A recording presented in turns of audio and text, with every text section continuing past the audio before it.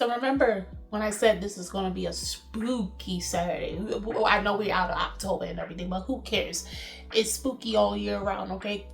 Freaky things happen. We are crossing in between the physical and metaphysical realms and all that stuff. And like I stated, with the summer, Hikaru died. That getting a season 2.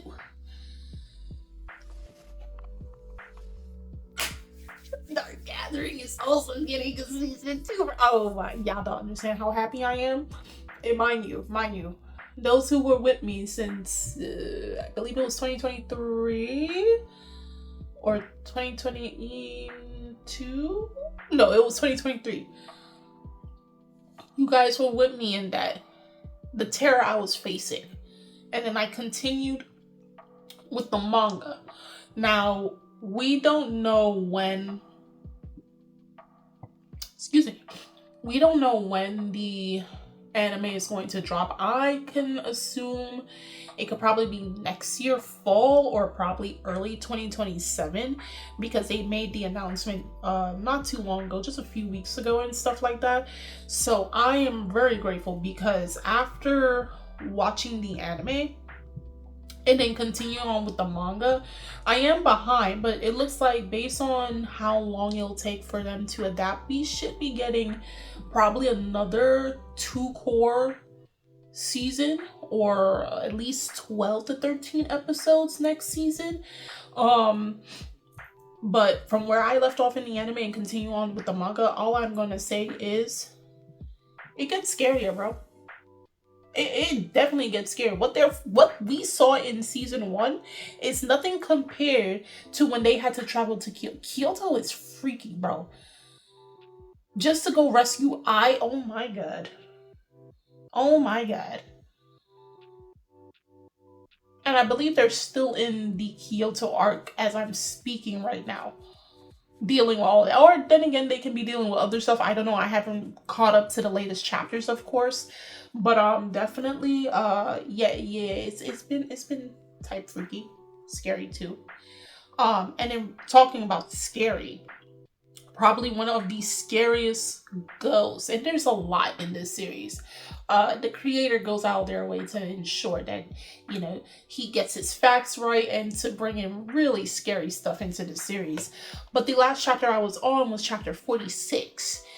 And they were on their last stop in all of Kyoto to place, you know, obviously one of the graduates in order to trap Ai's god. Now, mind you, we are still dealing with the body snatchers as well, and they're going to Kyoto. We just haven't, well, I haven't seen them arrive in Kyoto yet. But the whole point of going to Kyoto is to rescue Ai, to defeat the god, Ai's god, there. And then they also still have to deal with Spectra of Death, because Spectra of Death basically got like a power-up at the end of season 1. So who's to say Spectra of Death is not also in Kyoto or something of that sort.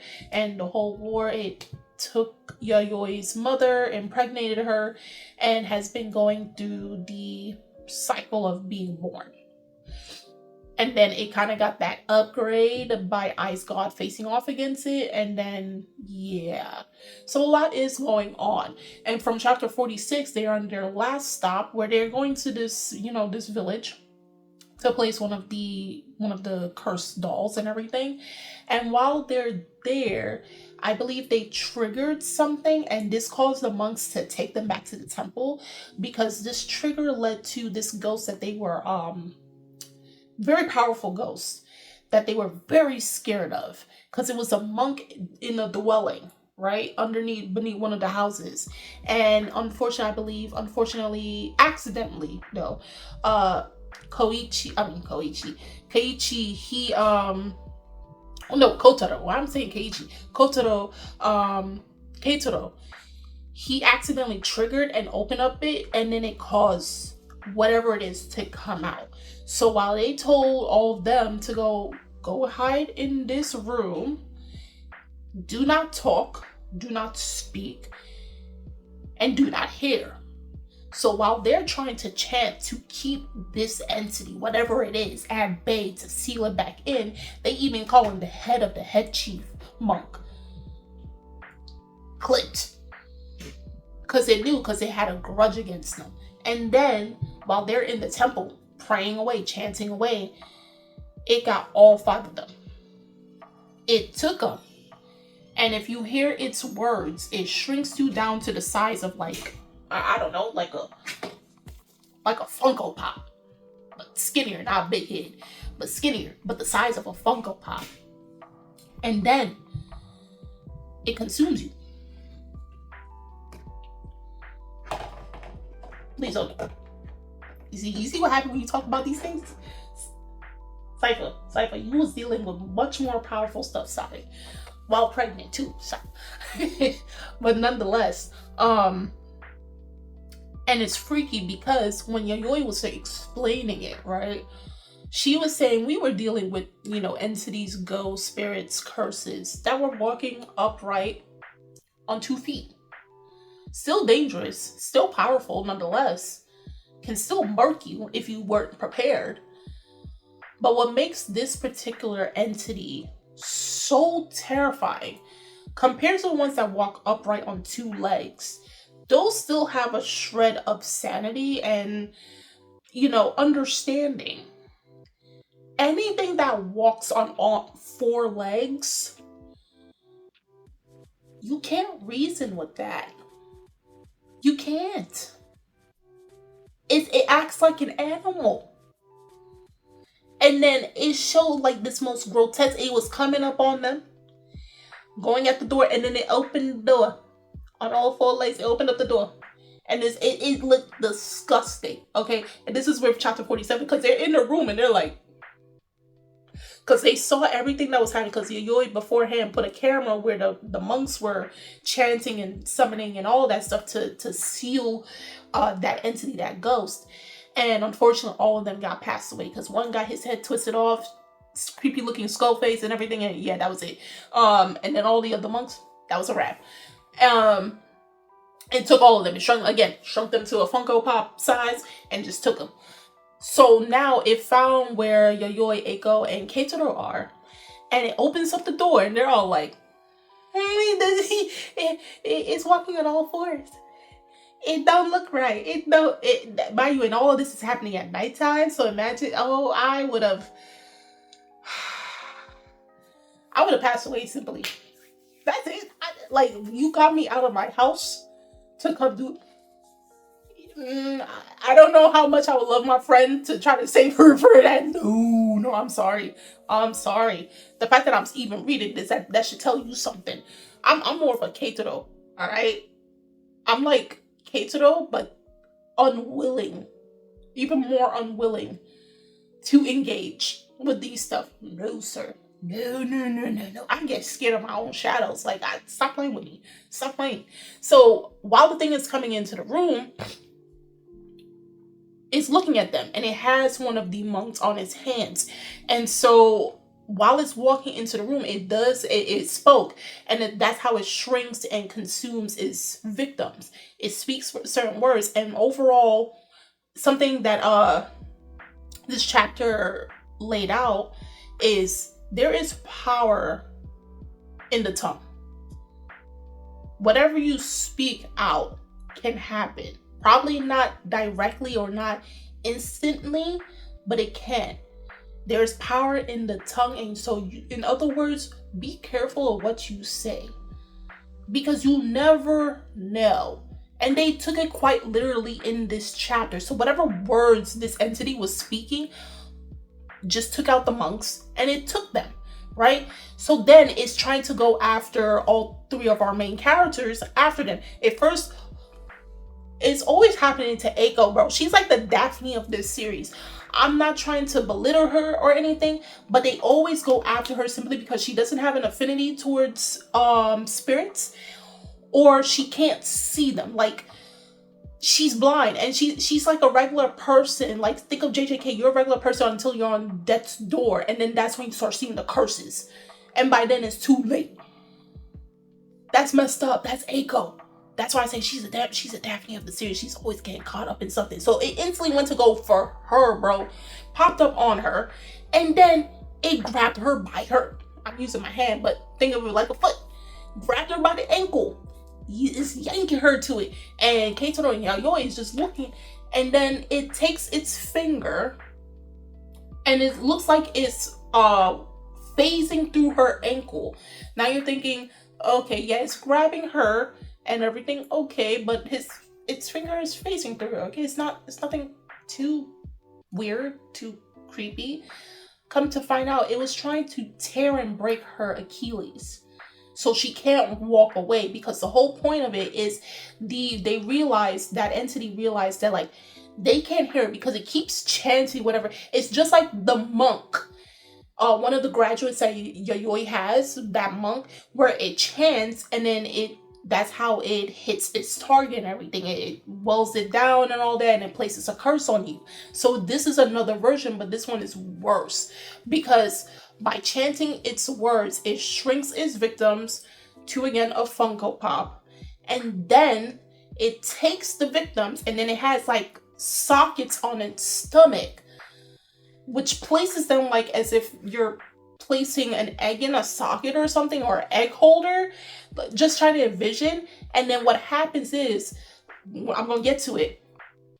Yayoi was able to save Eiko, cut the spirit's arm, and then she proceeds to cut his head off. It's popping up, and then even though you cut off the head, it's not dying on regular means, because so long as the curse is activated, it can regenerate itself. Usually she can use her squirrel finger puppet and it'll do. But again, this is not a normal ghost, because it's walking on all fours. And how it regenerates itself, again, it takes the little people, puts it in its socket, and whatever part is cut off, it regenerates itself. And not only that, it makes more. So basically, they are sacrifices to create more of them. And so they had to go and run out the room. One of them did grab Keitaro and slam him to the ground, because they know that they have something blocking from them hearing, earplugs. So it's using its slimy tongue to scoop it out so that they can hear the curse. And then it can use them as one of its victims to create more of itself.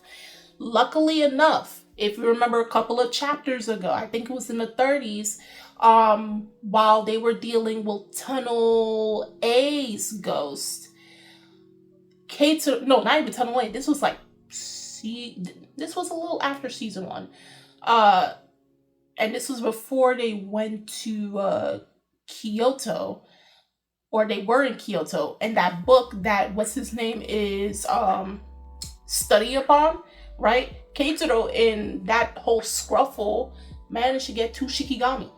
He got protectors on his soul. You know which other character got that? Mirako. I swear, Mirako and Keitaro would have got along so well. I believe a season 2 is supposed to come out from Mirako. I did that series. That's another, actually, wow. And I said Dark Gathering was the first. No, Mirako was the actual first horror series I did on this channel. Though I wish they would lean off of the fan service, because Mirako-chan is actually probably not as scary as Dark Gathering, but it does have really creepy stuff in there. And I did that series all the way back in like 2021, so that was like 4 years ago. I believe there is going to be a season 2, but if they can lean off of the fan service, not to say it probably doesn't happen in the manga, but lean more into the horror, supernatural, and why she's scared. She also, with the temple and everything, got herself, and it's only 3 times. And I believe it's the same thing with Keitaro, right? What happens after the 3rd time? So I believe it was the Yang one came and protected him, and it could defeat them, right? And while Yayoi was defeating one, like 4 of them was coming on her. It was the 4 monks that got transformed. They came up on her and she defeated them.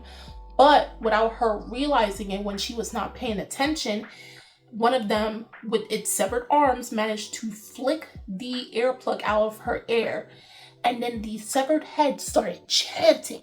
And unfortunately, she heard the chant. And this is like probably the first time in the series I've ever seen Yayoi get attacked like this. Like, usually, and mind you, she's only like 9 years old, but she is the coolest 9-year-old you'll ever come across in media.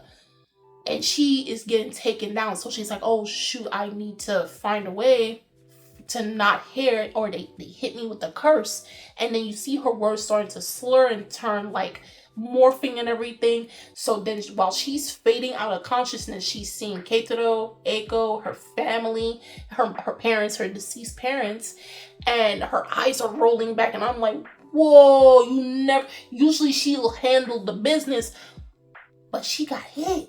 And I'm like, okay, what happened? What's going to happen if we don't have Yayoi?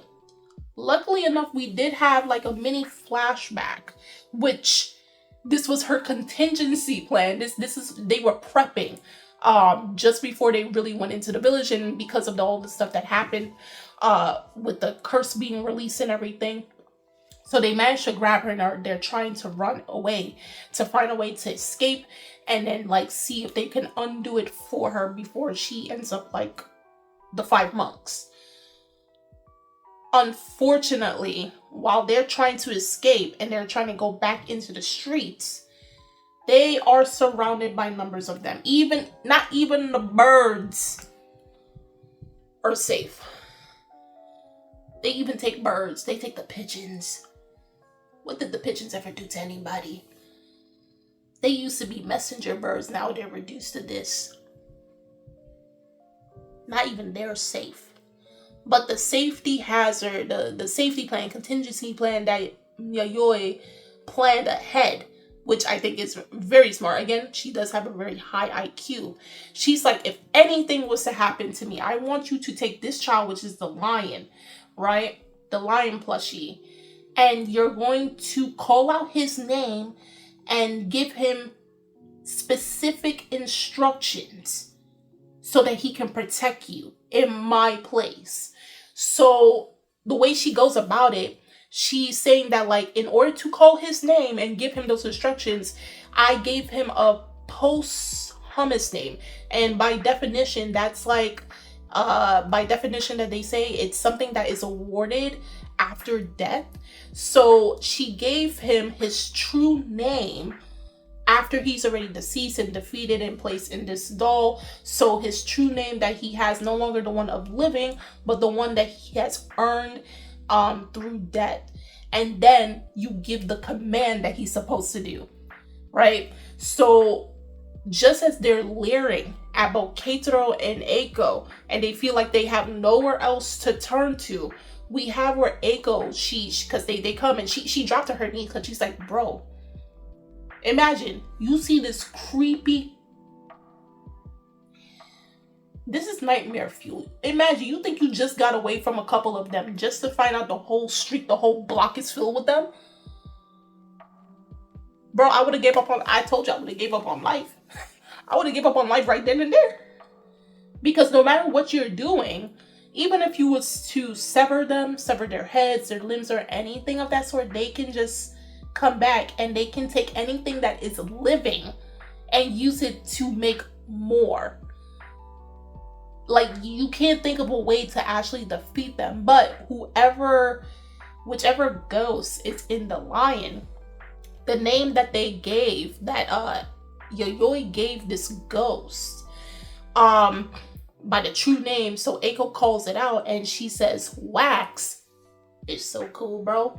She calls out the command, wax, and then the posthumous name given earned after death. So it's wax, Black Ashura of the Eclipse. And the chapter ends there. And I'm like, bro, that name is so cold. It is so cold. Wax, Black Ashura of the Eclipse. Oh my god. I don't know what this ghost is going to do. I don't know if we've already seen it in the anime, but did they? I think they did, but I don't think we actually seen her use it. I would have to go look. I would have to look on the opening again to see if they, because usually they would show like the plushie she has, and then it will show what type of ghost it is. So I would have to go back, which won't be no problem, just to go back and see if they showed how the lion puppet looks like, what type of ghost, and that will tell me whether she actually used him before or not. But something is telling me she never did. She just had him, but she never did. And I feel like he's a graduate as well, if I'm not mistaken. Probably. But again, cold name. And again, there is power of the tongue. So the words you speak, things can come into fruition. So, in other words, don't speak ill of yourself, because you might actually curse yourself. I gotta learn how to do that. The Lulu is the Salulu, in other words. The Lulu is the Salulu. Keep speaking it. I mean, they have the saying, fake it till you make it, and trust and believe. If you can keep believing the faith, as long as it's not hurting anybody and it's within good nature, you can do it. You can do it. Just speak good into your life, because then if you curse yourself, you might end up with something like this. I mean, probably not, but the point still stands. It's either you end up like the monk, or you have this walking around, something that's creepy crawly on all fours with a very elongated spine and a disfigured face, chanting things in your ear. You don't want that. You don't. So again, if you guys already saw chapter 47 of Dark Gathering, and you came back to refresh, and of course I came back, yeah, I'm continuing to go and review the series. So again, I'm trying to catch up to a lot of stuff that I'm behind on. Another one that I'm trying to do is Milgram, to catch up. I know there's a bunch of videos, so I have to try to catch up on that as well. But with how much videos I got, I'm good. I'm good in the sense that I got material to cover. But regardless of the fact, if you guys read chapter 47 of Dark Gathering, if it's your first time or if it's your 10th or whatever time, do tell me how you felt about this chapter. How excited are you guys of a season 2? When do you think it's going to come out? Do you think it's going to come out next year, fall, or probably 2027? Do drop that in the comments below. If you read past chapter 47, of course, don't spoil. I'm going to reach there eventually. And the thing is, I'm trying to take my time, because I do know this is like, what, a monthly series, if I'm correct. So I will be taking my time with Dark Gathering, but nonetheless, I'm still going to be catching up and still reviewing this series. The links are in the description box. You guys go check it out. And I'm Kimmy-chan. You see they're getting, oh my, chill, I'm not trying to call that myself. I will see you guys later. Bye.